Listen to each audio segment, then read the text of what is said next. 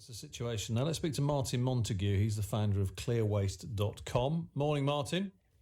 Good morning. Now your website tracks fly tipping, doesn't it? Are you getting many reports at the moment? Thousands.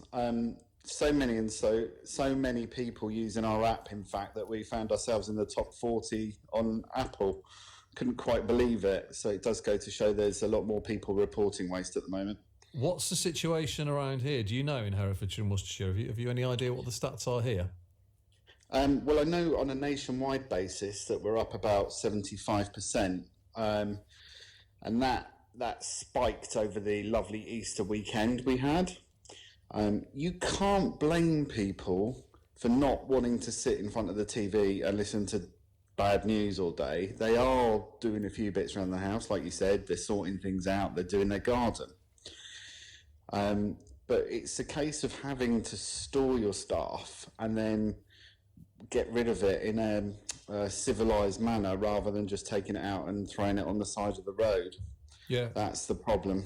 No, I mean we spoke to the council earlier on, Worcestershire Council, and they were actually saying their official figures, which I'm not saying that your website is wrong or their figures are wrong, but their figures are saying they're different. They're saying reports in terms of tonnage around here is no different to this time last year, but it kind of I'm sure somewhere between the two probably lies the truth. What would you say though to people who are saying we should be reopening refuse centres? Do you think that's a good idea? Well, I had a chat from someone from the government just last week, and they were saying that just prior to lockdown, the use of recycling centres had spiked, so there was a lot more people visiting them. The government's obviously saying one thing, local councils are saying another.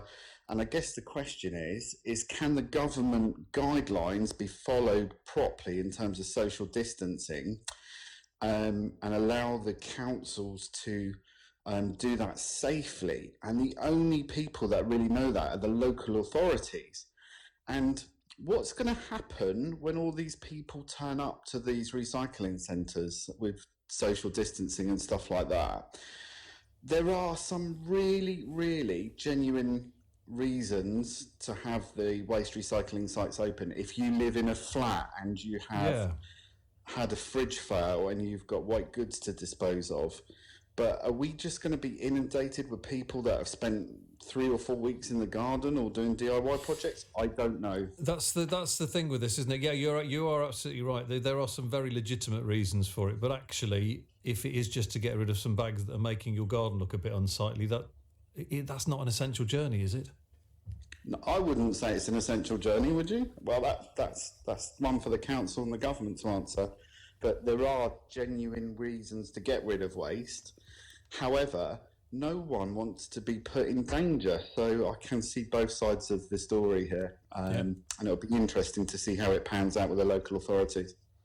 Martin, really good to speak to you. Thanks ever so much for having a chat. That's Martin Montague there, ClearWaste.com. They're saying that they've seen a massive rise in reports of fly tipping through their app. Let's go to